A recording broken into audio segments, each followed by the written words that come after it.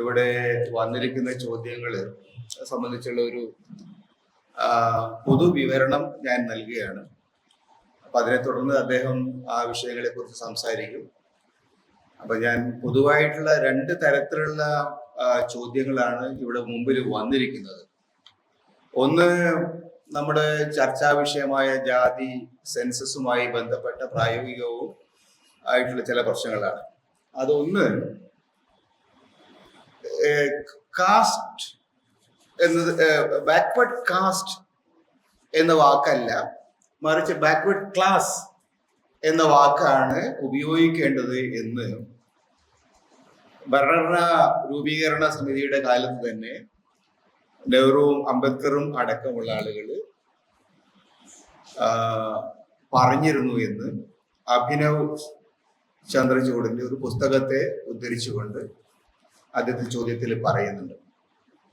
ഇത് തമ്മിലുള്ള വ്യത്യാസം, ഈ കോൺസെപ്റ്റുകൾ തമ്മിലുള്ള വ്യത്യാസം എന്താണ് എന്നുള്ളതാണ് പ്രധാനപ്പെട്ട ചോദ്യമായിട്ട് ഉന്നയിച്ചത്. എന്താണ് ബാക്ക്വേർഡ് കാസ്റ്റ് എന്നുള്ളത് കൊണ്ട് ഉദ്ദേശിക്കുന്നത്, അല്ലെങ്കിൽ ബാക്ക്വേർഡ് ക്ലാസ് എന്നാണോ ഉപയോഗിക്കേണ്ടത് തുടങ്ങിയ ഒരു ചോദ്യം. ഇത് വർഗപരമായിട്ടുള്ള ഒരു തരത്തിലുള്ള ചോദ്യം ആണ് അതുള്ളത്. വർഗവും ജാതിയും തമ്മിലുള്ള വിഷയത്തെക്കുറിച്ചാണ് അവിടെ ഉന്നയിക്കപ്പെടുന്നത് എന്ന് എനിക്ക് തോന്നുന്നു. രണ്ടാമത്തെ കാര്യം, ഈ കാസ്റ്റ് സെൻസസ് എന്ന് പറയുന്നത് നടപ്പിലാക്കാൻ വേണ്ടി ഇന്ത്യ മുന്നണി തീരുമാനിക്കുമ്പോൾ അത് യഥാർത്ഥത്തിൽ നടപ്പാക്കാനുള്ള സാധ്യതയുണ്ടോ? അത് യഥാർത്ഥത്തിൽ നിലനിൽക്കുന്ന രാഷ്ട്രീയ സാഹചര്യത്തിൽ കാസ്റ്റ് സെൻസസ് ആത്മാർത്ഥമാതയോടുകൂടി തന്നെയാണോ ഇന്ത്യ മുന്നണിയുടെ നേതൃത്വത്തിലുള്ള ആളുകൾ ആ ആവശ്യം ഉന്നയിക്കുന്നത് എന്നുള്ള ഒരു പ്രശ്നം ഉന്നയിക്കപ്പെടുന്നുണ്ട്. മാത്രമല്ല, ഇങ്ങനൊരു ജാതി സെൻസസ് വരുമ്പോൾ അത് റെപ്രസെന്റേഷൻ എന്ന് പറയുന്നത് ഏതെല്ലാം മേഖലകളിൽ വരുന്നു എന്നത് കൂടി കണക്കിലെടുക്കേണ്ടതല്ലേ? കൃഷിയിലായാലും ശരി, വ്യവസായത്തിലായാലും ശരി, അങ്ങനെയുള്ള വ്യത്യസ്ത മേഖലകൾ, അധികാര വ്യവസ്ഥയുടെ വ്യത്യസ്ത മേഖലകളിൽ ഏതെല്ലാം തരത്തിലുള്ള റെപ്രസെന്റേഷൻ ഉണ്ട് തുടങ്ങിയ കാര്യങ്ങൾ കൂടി അങ്ങനെ ഒരു പരിഗണനയിൽ വരേണ്ടതല്ലേ എന്നാണ് മൂന്നാമത്തെ വിഷയമായിട്ട് വന്നിരിക്കുന്നത്. അതേപോലെ തന്നെ എന്തുകൊണ്ടാണ് നമ്മുടെ രാജ്യത്ത് സുപ്രീം കോടതി ഈ വിഷയത്തിൽ അനുമതി നൽകിയിട്ടുണ്ട് എന്ന സാഹചര്യത്തിൽ ബീഹാറും ഇപ്പൊ വേറെ ഒന്നോ രണ്ടോ സംസ്ഥാനങ്ങളിൽ മാത്രമാണ് ഈ കാസ്റ്റ് സെൻസസുമായിട്ട് മുന്നോട്ട് പോകുന്നത്? എന്താണ് രാജ്യത്തെ ഇത്രയും പ്രധാനപ്പെട്ട ഒരു വിഷയത്തിൽ മറ്റു സംസ്ഥാനങ്ങള്, കേരളം അടക്കമുള്ള സംസ്ഥാനങ്ങൾ ഇങ്ങനെ അതിനോടൊരു പ്രതികരണം ഇല്ലാത്തത്? എന്തുകൊണ്ടാണ് മറ്റു സംസ്ഥാനങ്ങൾ ഈ വിഷയത്തിൽ, വളരെ പ്രധാനപ്പെട്ട ഈ വിഷയത്തിൽ മറ്റു സംസ്ഥാനങ്ങളിൽ ഒരു പ്രതികരണവും ഇല്ലാതെ വരുന്നതിന്റെ പിന്നിലെ രാഷ്ട്രീയം എന്താണ് എന്നാണ് മറ്റൊരു ചോദ്യം. പിന്നീട് വന്നിരിക്കുന്ന ചോദ്യങ്ങൾ കുറെയൊക്കെ സൈദ്ധാന്തികവും ഫിലോസോഫിക്കലും ആയിട്ടുള്ളതാണ്. ഉദാഹരണത്തിന്, ഹിന്ദു മതം എന്ന് പറയുന്നത് യഥാർത്ഥത്തിൽ ഉണ്ടോ? അത് സിന്ധു തടത്തിൽ താമസിച്ചിരുന്ന ആളുകളെ പേർഷ്യക്കാർ ഉപയോഗിച്ചിരുന്ന ഒരു വാക്കിൽ നിന്ന് വരുന്നതല്ലേ എന്നുള്ള ശ്രീധരന്റെ ഒരു ചോദ്യമുണ്ട്. യഥാർത്ഥത്തിൽ ഹിന്ദു എന്ന പ്രയോഗത്തിന്റെ അടിത്തറ തന്നെ വൈദേശികമായിട്ടുള്ള ഒരു പദപ്രയോഗമല്ലേ എന്ന ഒരു ചോദ്യമാണ് വരുന്നത്. അപ്പൊ അത് വളരെ ഫേക്ക് ആയിട്ടുള്ള ഒരു ക്ലെയിം എന്ന നിലയിലാണ് അത് വരുന്നത്. മറ്റൊരു ചോദ്യം, നമ്മൾ സാധാരണ ഒരു രാഷ്ട്രത്തിന്റെ അടിസ്ഥാനമായിട്ട് നീതിയെ പോലുള്ള കോൺസെപ്റ്റുകൾ, സമത്വം പോലുള്ള ഇക്വാലിറ്റി, ജസ്റ്റിസ് തുടങ്ങിയ കോൺസെപ്റ്റുകൾ പലപ്പോഴും വരാറുണ്ട്. അപ്പൊ യഥാർത്ഥത്തിൽ രാഷ്ട്രത്തിന്റെ അടിസ്ഥാനപരമായ തത്വം എന്തായിരിക്കണം? ജസ്റ്റിസ് എന്ന തത്വത്തിന്റെ അടിസ്ഥാനത്തിലല്ലേ ഒരു രാഷ്ട്രം നിർമ്മിക്കപ്പെടേണ്ടത് എന്നുള്ളതാണ് മറ്റൊരു ചോദ്യം. പിന്നൊന്ന്, ഈ അധീശത്വം പൊളിറ്റിക്കൽ അധീശത്വം, പവർ എന്ന് പറയുന്നത് എങ്ങനെയാണ് ഉണ്ടാകുന്നത്? രാഷ്ട്രീയം അധികാരം വരുന്നത് എങ്ങനെയാണ് സംഭവിക്കുന്നത്? സാധാരണ നിലയിൽ പൊളിറ്റിക്കൽ പവർ എന്ന് പറയുന്നത് രാഷ്ട്രീയ അധികാരത്തിലൂടെയാണ് വിവിധ പാർട്ടികൾ പിടിച്ചെടുക്കുന്നത്. പക്ഷെ നമ്മുടെ നാട്ടില് അത് മറ്റു തരത്തിലുള്ള വഴികളും ഇന്ത്യയിൽ മാത്രമാണ് അതിന് അപവാദമായിട്ടുള്ളത്. നേരത്തെ രാഷ്ട്രീയ അധികാരമുണ്ടായിരുന്ന ക്ഷത്രിയരെ പോലും ഇന്ന് ഹിന്ദുത്വവാദികള് അവരുടെ അധികാര പരിധിക്ക് അധികാരത്തിന്റെ കീഴിൽ കൊണ്ടുവന്നു. ഈ തരത്തിലുള്ള ഒരു പ്രക്രിയ ഇന്ത്യയിൽ എങ്ങനെ സംഭവിച്ചു? ഇങ്ങനെയുള്ള ചോദ്യങ്ങളാണ് വന്നിരിക്കുന്നത്.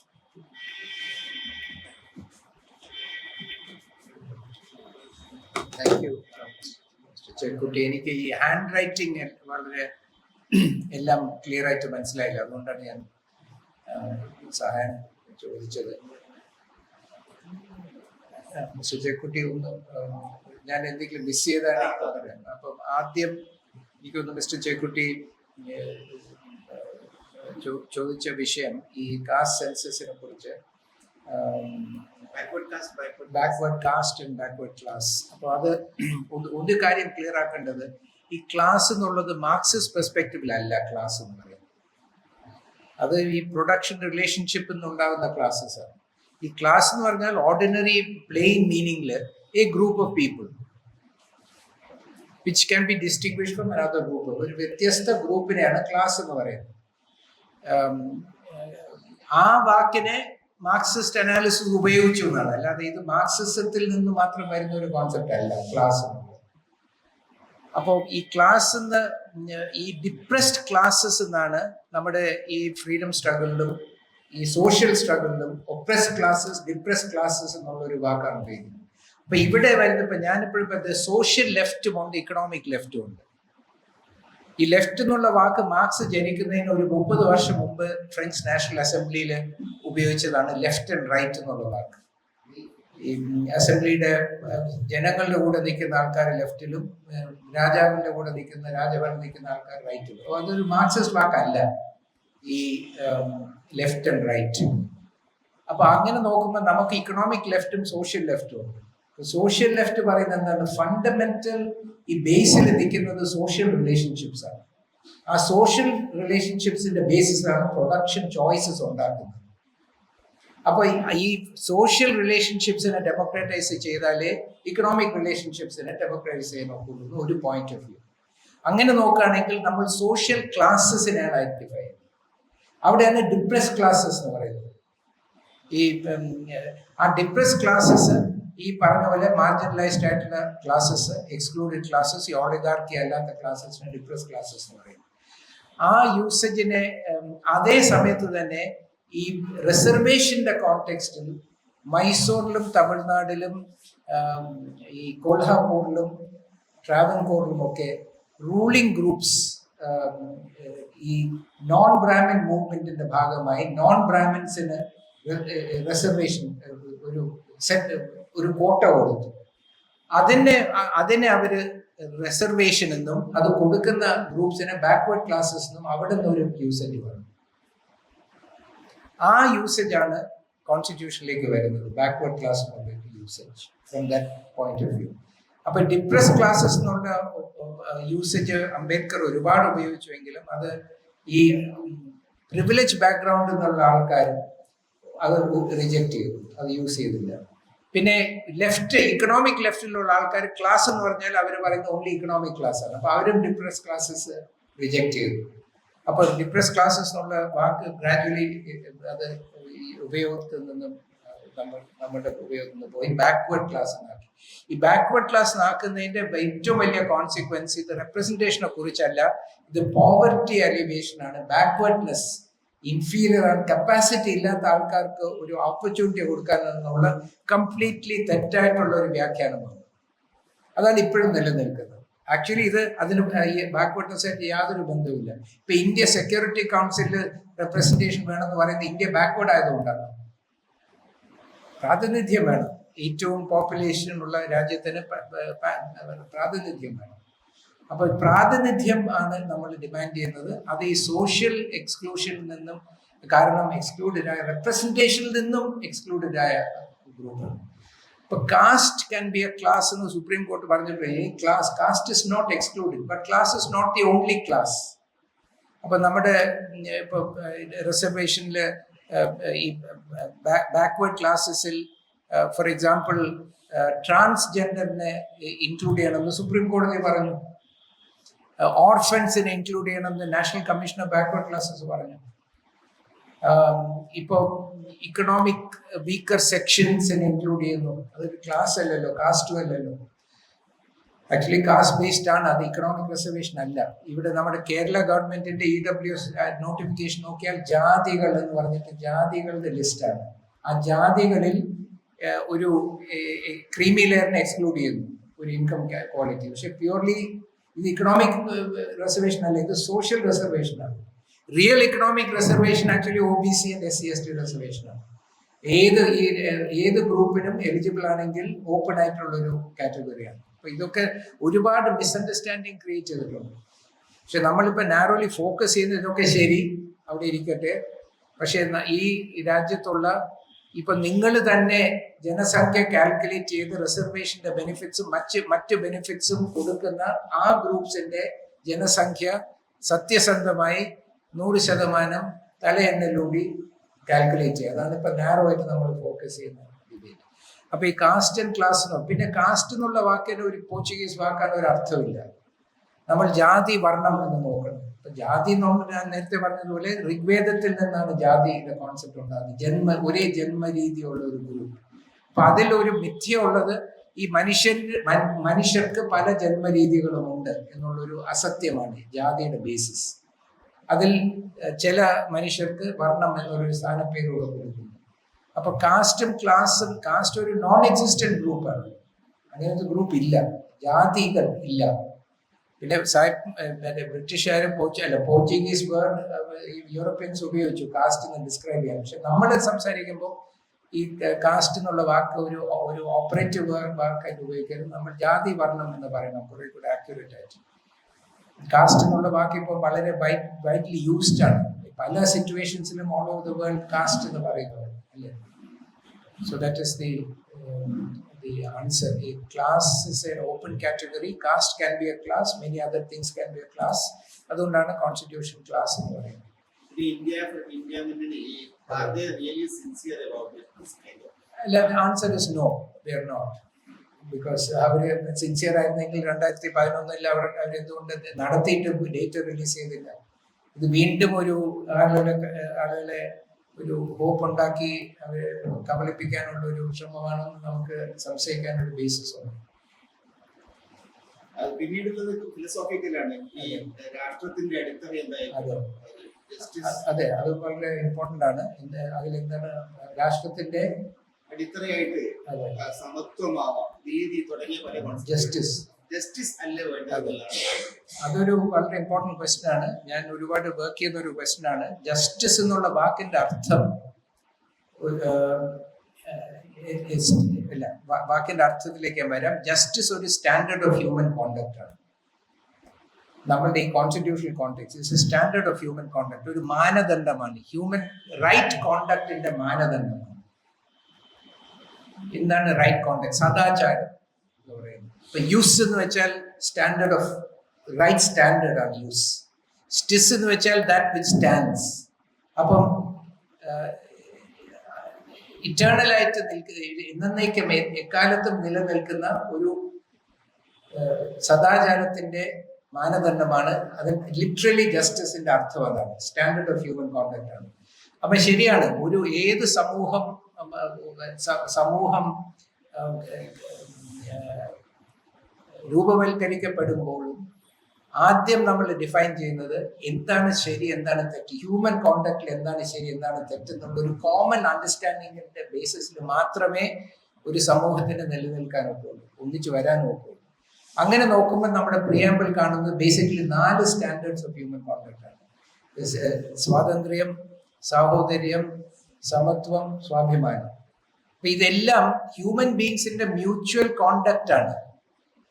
എനിക്ക് ഇപ്പൊ നമുക്ക് ഇവിടെ എന്തെങ്കിലും ഒരു ഭൂകമ്പം ഉണ്ടായി നമുക്ക് ഇറങ്ങാൻ ഒക്കുന്നില്ല എന്നിരിക്കട്ടെ, അതൊരു സ്വാതന്ത്ര്യത്തിന് എനിക്ക് എന്റെ സ്വാതന്ത്ര്യം ഡിനൈ ചെയ്തു എന്ന് പറഞ്ഞാൽ എനിക്ക് കോടതിയിൽ പോകാൻ ഒക്കില്ല. ഈ ഒരു ഹ്യൂമൻ ഏജൻസി, ഒരു ഹ്യൂമൻ ആക്ഷൻ വെച്ചിട്ട് എന്നെ റിസ്ട്രെയിൻ ചെയ്താലേ അത് എന്റെ ഫ്രീഡത്തിന് എഫക്റ്റ് ചെയ്യും. അപ്പൊ ഈ സ്വാതന്ത്ര്യം എന്ന് പറയുന്നത് മറ്റ് ഹ്യൂമൻ ബീങ്സിൽ നിന്നുള്ള സ്വാതന്ത്ര്യമാണ്, മറ്റ് ഹ്യൂമൻ കോണ്ടക്റ്റിൽ നിന്നുള്ള സ്വാതന്ത്ര്യം.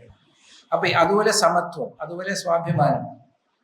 അപ്പൊ ഇത് ഈ standards of conduct of how human beings treat each other, അതാണ് നമ്മുടെ കോൺസ്റ്റിറ്റ്യൂഷണൽ ജസ്റ്റിസ് എന്ന് പറയുന്നത്. നമ്മുടെ മെയിൻ കൺസേൺ ഇസ് ഈ കോൺസ്റ്റിറ്റ്യൂഷൻ ലോ ആയാലും all of law deals only with one question: is human conduct towards other human beings right or wrong?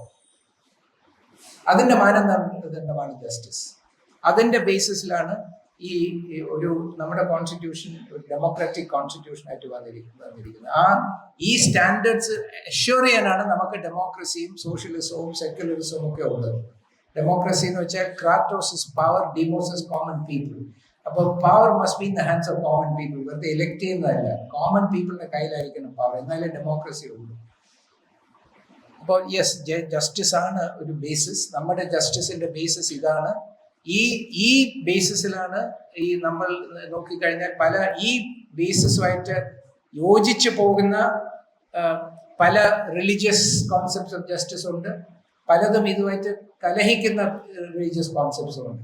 അപ്പൊ ഏത് റിലിജനായാലും ഏത് സമുദായമാണെങ്കിലും ഇന്ത്യയിൽ ഇപ്പോൾ നിലനിൽക്കുകയാണെങ്കിൽ ഈ ബേസിക് സ്റ്റാൻഡേർഡ്സ് ഓഫ് സ്വാതന്ത്ര്യം, സമത്വം, സാഹോദര്യം, സ്വാഭിമാനം, ഇതിനെ അക്സെപ്റ്റ് ചെയ്തേ പറ്റൂ. അല്ലെങ്കിൽ നമുക്ക് ഈ രാജ്യം നിലനിൽക്കില്ല. അത് ഏത് മതമായാലും ഏത് സമുദായമായാലും ഈ സദാചാരത്തിന്റെ മൂല്യങ്ങൾ നമ്മൾ അക്സെപ്റ്റ് ചെയ്തേ മതിയാവും എന്നാണ് കോൺസ്റ്റിറ്റ്യൂഷൻ പറയുന്നത്. പിന്നെ രണ്ട് ചോദ്യങ്ങളുള്ളത്. ഒന്ന് ഹിസ്റ്റോറിക്കലാണ്. ഈ ഹിന്ദു എന്നുള്ള ഒരു സോഷ്യൽ കോൺസ്ട്രക്ട് അത് തന്നെ ഫേക്ക് ആണ്. വിദേശികളായിട്ടുള്ള ആളുകള്. പിന്നെ രണ്ടാമത്തെ ഒരു ചോദ്യം, എന്തുകൊണ്ടാണ് ഈ നേരത്തെ അധികാരം ഉണ്ടായിരുന്ന വിഭാഗങ്ങൾ പോലും അട്ടിമറിക്കപ്പെട്ടത്? ഒരു ക്ഷത്രിയ അധികാരം കൈയാളി ഇപ്പം മറ്റു തരത്തില് അധികാര വ്യവസ്ഥ വന്നു. അതെങ്ങനെയാ സംഭവിച്ചിട്ടുള്ളത്? രണ്ട് ചോദ്യങ്ങളാണ്. അത് രണ്ട് വളരെ ഇമ്പോർട്ടൻറ്റ് ക്വസ്റ്റ്യൻസ് ആണ്. വളരെ ബ്രീഫായിട്ട് പറയുകയാണെങ്കിൽ ഹിന്ദു എന്നുള്ളത് തീർച്ചയായിട്ടും ഈ ഒരു പ്രൊഫസർ ട്രുഷ്ക എന്ന് പറഞ്ഞ she has written A biography of the word Hindu എന്ന് പറഞ്ഞ ഒരു ആർട്ടിക്കിൾ എഴുതിയിട്ടുണ്ട്, വളരെ ഡീറ്റെയിൽഡ് ആയിട്ട്. അപ്പൊ അത് നോക്കുകയാണെങ്കിൽ ട്രുഷ്കെ അത് നോക്കുകയാണെങ്കിൽ അതിൻ്റെ ഈ പറയുന്നത് ശരിയാണ്. ഹിന്ദു എന്നുള്ള വാക്ക് ഇവിടെ താമസിക്കുന്ന നിവാസികൾക്ക്, ഈ നമ്മുടെ വെസ്റ്റേൺ സൈഡിലുള്ള താമസിക്കുന്ന ആൾക്കാർ ഉപയോഗിച്ച വാക്കാണ്. അതൊരു റിലീജിയസ് വാക്കല്ല എന്നുള്ളത് ശരിയാണ്. അതൊരു ജിയോഗ്രാഫിക്കൽ ടേമാണ്. അതിനെക്കുറിച്ച് ഡീറ്റെയിൽഡ് ആയിട്ട് അനാലിസിസ് ഉണ്ട്. പക്ഷെ ഒരു യാഥാർത്ഥ്യം നമുക്ക് ഇപ്പം അക്സെപ്റ്റ് ചെയ്യേണ്ടത്, ഈ വാക്കിന്റെ ഒറിജിൻ എന്തായാലും ഇന്ന് അതിന് ഒരു ഡിസ്ക്രിപ്ഷൻ ഓഫ് ഒരു റിലീജിയസ് വേർഡ് ആയിട്ടാണ് ഉപയോഗിക്കപ്പെടുന്നത്. അപ്പൊ ഇത് ആ റിലീജിയസ് വേർഡിന്റെ അർത്ഥം എന്താണെന്ന് നമ്മൾ റിലീജിയസ്ലി മനസ്സിലാക്കണം. അല്ലെങ്കിൽ നമ്മളിപ്പോൾ ഒരാൾ ഫുട്ബോൾ കളിക്കുന്നു, ഞാൻ തിരിച്ച് ക്രിക്കറ്റ് ബാറ്റ് കൊണ്ട് കളിച്ചാൽ നമുക്ക് മത്സരിക്കാൻ പറ്റില്ല. അപ്പൊ അവരൊരു റിലീജിയസ് ആർഗ്യുമെന്റ് നമ്മളോട് പറയാണ്, ഹിന്ദുത്വത്തിന്റെ അടിത്തറ ഹിന്ദു ഒരു മതമാണെന്നുള്ളൊരു അടിത്തറയിലാണ് എൻറ്റയർ ഹിന്ദുത്വ പൊളിറ്റിക്സ് നിൽക്കുന്നത്. അത് ഇവിടുത്തെ 80% ആൾക്കാരുടെ മതമാണ് എന്നുള്ളൊരു ബേസിസിലാണ് ഇത് മുഴുവൻ നിലനിൽക്കുന്നത്. അതിനെ മതപരമായി നാരായണ ഗുരു റിജക്റ്റ് ചെയ്യണം. ഇത് മതമല്ല, ഇത് 11 മതങ്ങളുടെ പൊതുപ്പേരാണ്. ഏബ്രാഹമിക് റിലിജൻ, സെമിറ്റിക് റിലിജൻ ഒക്കെ പറയുന്ന പോലെ ഒരു പൊതുപ്പേരാണ്. ഒരു പൊതുപ്പേര് മതമല്ല. നിങ്ങൾ ആ മതപ്പേര് പൊതുപ്പേര് ക്ലെയിം ചെയ്യുകയാണെങ്കിൽ ഈ 11 മതങ്ങളിൽ ഏതാണ് നിങ്ങളുടെ മതം നിങ്ങൾ പറയണം. അതേ ഇവിടെയുള്ള 90% ആൾക്കാർക്ക് അറിവില്ല, അവർക്ക് അറിയില്ല. ഈ 11 മതങ്ങൾ എന്താണെന്ന് തന്നെ അറിയില്ല, അതിന്റെ കണ്ടന്റ് എന്താണെന്ന് അറിയില്ല. അപ്പൊ ഈ പൊതുപ്പേര് മതപരമായി ഈ പൊതുപ്പേര് തെറ്റാണ്. ഒരു ഗ്രൂപ്പ് ഓഫ് റിലിജൻസ്, ഈ ഗ്രൂപ്പ് ഓഫ് റിലിജൻസിൽ പെട്ടവരല്ല ഇന്ന് ഹിന്ദുക്കളാണെന്ന് പറയുന്നത്. ചിലവരാണ്. ആ 11 എണ്ണത്തിൽ പെടുന്ന ആൾക്കാരെ ഞാൻ ഹിന്ദു എന്ന് പറയുമ്പോൾ അവര് ആ മതങ്ങളിൽ ഒന്നിൽ വിശ്വസിക്കുന്നു, നമ്മളെ കൂടെ സൂചിപ്പിക്കുന്നു, അത് ശരിയാണ്. പക്ഷെ അങ്ങനെ അല്ലാത്ത ആൾക്കാര് ഹിന്ദു എന്ന് പറഞ്ഞാൽ തെറ്റായിട്ടുള്ള ക്ലെയിമാണ്. Religiously it is wrong, as a theologically it is wrong. അതുകൊണ്ട് ഗുരു പറയുന്നത് എന്താണ്? അതിനു പകരം നമ്മൾ എല്ലാ മതങ്ങളെയും റെസ്പെക്ട് ചെയ്യുന്ന ഒരു കൂട്ടം ആൾക്കാരാണ് 80% ആൾക്കാർ. എല്ലാത്തിനെയും. ബാക്കി ആൾക്കാർ ദൈവികമായി കാണാത്ത പല കാര്യങ്ങളെയും നമ്മൾ ദൈവികമായി കാണുന്നു, നമ്മൾ പ്രാർത്ഥിക്കുന്നു, സീക്രട്ടായി കാണിക്കുന്നു. അങ്ങനെ ഒരു മതബോധമുള്ള ഒരു മതത്തിന്റെ പേര് മാനവധർമ്മം എന്നാണ്, മനുഷ്യന്റെ അപ്രോച്ച്. ടു ആധ്യാത്മിക. ഹിന്ദു എന്നുള്ളതല്ല. ഹിന്ദു ആണെങ്കിൽ ഈ 11 എണ്ണത്തിന്റെ ഭാഗം, സെമൈറ്റിക് എന്ന് വെച്ചാൽ ഈ 3 എണ്ണത്തിന്റെ ഭാഗമായിരിക്കും. അപ്പൊ ഇത് വളരെ പ്രിസൈസ് ആയിട്ടുള്ള ഒരു ആർഗ്യുമെന്റ് ആണ്. ഞാൻ ഹിന്ദു ആണെന്ന് പറഞ്ഞാൽ അത് വാസ്തവത്തിൽ റിലീജിയസ്ലി തിയോളജിക്കലി റോങ് ആണ്. ഇപ്പൊ ഞാൻ പറയുന്നു ഞാൻ സെമൈറ്റിക് റിലിജനിൽ ആണ്, പക്ഷെ വാസ്തവത്തിൽ എനിക്ക് ഒരു സെമൈറ്റിക് റിലിജൻസിനെ കുറിച്ച് അറിവില്ല, വിശ്വാസമില്ല. പക്ഷെ ഞാൻ പറഞ്ഞുകൊണ്ട് നടക്കുന്നു ഞാൻ ഒരു സെമൈറ്റിക് റിലിജനിൽ പെട്ട ഒരാളാണെന്ന് പറയുന്നത് തെറ്റാണ്, മിസ്അണ്ടർസ്റ്റാൻഡിങ്. ഇപ്പൊ നമ്മൾ ഇതിനെ ഇപ്പൊ കൗണ്ടർ ചെയ്യേണ്ടത് ഈ പറഞ്ഞ പോലെ അതിന് ആക്യുറേറ്റ് ആയിട്ട്, ഗുരു പറഞ്ഞതുപോലെ ആക്യുറേറ്റ് ആയിട്ട് കൗണ്ടർ ചെയ്യണം. എന്ന് പറയും നമ്മൾ ഹിന്ദുക്കളാണെന്ന് ക്ലെയിം ചെയ്യുമ്പോൾ അത് ക്ലിയർ ആയിരിക്കണം. നിങ്ങൾ ആക്ച്വലി ഈ 11 മതങ്ങൾ 11, 12, 13 ആയിക്കോട്ടെ, ഈ ആര്യൻ മതങ്ങളിൽ ഏതെങ്കിലും വിശ്വസിക്കുന്നുണ്ടെങ്കിൽ അത് ക്ലിയർ ആയിട്ട് പറയണം, ഞാൻ ഈ ആര്യൻ മതത്തിൽ വിശ്വസിക്കുന്നു. അപ്പൊ അതിന്റെ ആചാരങ്ങളും വിശ്വാസങ്ങളും അതിലുള്ള ചാതുർവർണ്ണയവും അതിലുള്ള അസമത്വവും അതിലുള്ള നമ്മുടെ എക്സ്ക്ലൂഷനും നമുക്കതിൽ സ്ഥാനമില്ല എന്നുള്ള യാഥാർത്ഥ്യം എല്ലാം നമ്മൾ മനസ്സിലാക്കണം. അത് മനസ്സിലാക്കിക്കൊണ്ട് അതാണ് എൻ്റെ വിശ്വാസം എന്ന് പറഞ്ഞാൽ ഓക്കെ, നിങ്ങൾ വിശ്വസിക്കുക. നിങ്ങൾക്ക് ഇപ്പൊ രാമമന്ദിരത്തിൽ പൊളിച്ചു എന്ന് നമ്മൾ സങ്കടപ്പെടേണ്ട ആവശ്യം എന്താണ്? നമ്മൾ ആ 16-ാം നൂറ്റാണ്ടിലൂടെ പോയെങ്കിൽ നമ്മളെ കയറ്റുമായിരുന്നു രാമമന്ദിരത്തിൽ. അപ്പൊ അതിനെ പൊളിച്ചാലും പൊളിച്ചില്ലെങ്കിലും നമുക്ക് എന്തെങ്കിലും വ്യത്യാസമുണ്ടോ? നമ്മുടെ അമ്പലമായിരുന്നു അത്. കാരണം എന്താണ് എന്ന് വെച്ചാൽ ഈ 11 മതങ്ങളിൽ പെട്ട ഒരാൾക്ക് അതൊരു ഒരു ലോസാണ്. ഈ 11 വൈഷ്ണവ മതത്തിൽ വിശ്വസിക്കുന്ന ആൾക്കാർക്ക് അതൊരു ലോസാണ്, ഡെഫിനറ്റ്ലി ഒരു ലോസാണ്. അങ്ങനെ ഉണ്ടായെങ്കിൽ ഒരു വൈഷ്ണവ അമ്പലം അവിടെ ഉണ്ടായിരുന്നു, അത് തകർത്തു എന്ന് ഞാൻ പറയുന്നില്ല. അങ്ങനെ ഉണ്ടായിരുന്നുവെങ്കിൽ അത് അവർക്കൊരു ലോസാണ്. പക്ഷെ വൈഷ്ണവ മതം എന്താണെന്ന് അറിഞ്ഞുകൂടാത്ത, അതിൽ വിശ്വസിക്കാത്ത എനിക്കെന്തിനാണ് അതൊരു ലോസ് അല്ലേ? അപ്പൊ ഞാൻ ഹിന്ദു ആയതുകൊണ്ട് വൈഷ്ണവ അമ്പലത്തിന് തകർത്തു എന്ന് പറഞ്ഞിട്ട് ഞാനിവിടെ എൻ്റെ എതിരെ ഒരു ഇഞ്ചുറി ഉണ്ടാകുന്നു എന്ന് പറയുന്നത് ഓക്കെ. അങ്ങനെ ഞാൻ പറയുന്നുണ്ടെങ്കിൽ എൻ്റെ മതമല്ലാത്ത, ഞാൻ വിശ്വസിക്കാത്ത ഈ ഇസ്ലാം മതത്തിലുള്ള ഒരു മോസ്കിനെ പൊട്ടിച്ചതും എന്നെ അതുപോലെ തന്നെ ദുഃഖിക്കണ്ടേ? അതും എൻ്റെ ദുഃഖമല്ലേ? ഈ 2 മതങ്ങളിലും എനിക്ക് വിശ്വാസമില്ല. പക്ഷെ ഞാൻ ഹിന്ദു ആയതുകൊണ്ട് ഈ മോസ്ക് തകർത്ത കുഴപ്പമില്ല, ഈ വൈഷ്ണവ അമ്പലം കെട്ടിയത് ഈ രാജ്യത്തിന്റെ എല്ലാവരുടെയും അമ്പലമാണെന്ന് ഞാൻ വിശ്വസിക്കുന്നതിൽ യുക്തിയില്ല. അപ്പൊ എനിക്കൊന്ന് ഇത് വളരെ ഇതാണ് എൻ്റെ അഭിപ്രായത്തിൽ ഇതാണ് മേജർ ക്വസ്റ്റ്യൻ. നമ്മൾ വളരെ ഡീപ്പായിട്ട് ഡിബേറ്റ് ചെയ്യേണ്ട ക്വസ്റ്റ്യൻ ഇതാണ്. എന്ന് വെച്ചാൽ ഈ എൻറ്റയർ ഹിന്ദുത്വത്തിന്റെ അടിത്തറ ഇതാണ്, നമ്മൾ ഹിന്ദുക്കളാണെന്നുള്ളൊരു ഒരു ഒരു ബിലീഫാണ്. അതിനെ ക്ലിയർ ആയിട്ട് ക്വസ്റ്റ്യൻ ചെയ്യുന്നത് എൻ്റെ അറിവിൽ നാരായണ ഗുരു അല്ലാതെ വേറെ ആരുമില്ല. അത് വായിക്കണം നമ്മൾ. എന്തുകൊണ്ടാണ് നാരായണ ഗുരു അങ്ങനെ പറഞ്ഞു ഞാൻ എക്സ്പ്ലെയിൻ ചെയ്തിട്ടുണ്ട്. വായിച്ച് മനസ്സിലാക്കി നമുക്ക് ഡിബേറ്റ് ചെയ്യണം, എന്നിട്ട് അത് നമ്മൾ കറക്റ്റ് ചെയ്യണം. അതൊരു തെറ്റായിട്ടുള്ള ക്ലെയിം ആണെങ്കിൽ നമ്മളത് റിപ്പീറ്റ് ചെയ്യരുത്. നമ്മൾ ഹിന്ദുക്കളാണെന്ന് പറയരുത്. പിന്നെ നമ്മൾ ആരാണ്? നമ്മുടെ മതം എന്താണ്? മാനവധർമ്മം, മനുഷ്യന്റെ ധർമ്മം. എല്ലാ മനുഷ്യരും തുറന്നു കിടക്കുന്ന, എല്ലാ മനുഷ്യർക്കും എല്ലാ വിശ്വാസങ്ങളും ഉൾക്കൊള്ളുന്ന ഒരു മതമാണ് നമ്മുടെ എന്ന് നമുക്ക് പറഞ്ഞാൽ കുറച്ചുകൂടെ ആക്യുറേറ്റ് ആയിരിക്കും. അവസാനം പിന്നീട് നമ്മുടെ ഹിസ്റ്ററിയിൽ ഈ നേരത്തെ അധികാര അതെ അതെ അതെ അല്ല, അതൊരു വളരെ ലോങ് ക്വസ്റ്റ്യൻ ആണ്. അതിൽ ഒരു ആസ്പെക്ട് ഞാൻ ഒരു വേറൊരു പെർസ്പെക്റ്റീവിൽ പറയാൻ ആഗ്രഹിക്കുന്നത്, ഈ മറ്റ് രാജ്യങ്ങളെ കുറിച്ച് ഈ സെറ്റിലർ കൊളോണിയലിസം എന്നൊരു കോൺസെപ്റ്റ് ഒരുപാട് ഡിസ്കസ് ചെയ്തിട്ടുണ്ട്. സെറ്റിലർ കൊളോണിയലിസം, ഈ കൊളോണിയലിസം 2 ടൈപ്പ് ഓഫ് കൊളോണിയലിസം ആയിരുന്നു. ഒന്ന് വന്ന് ഒരു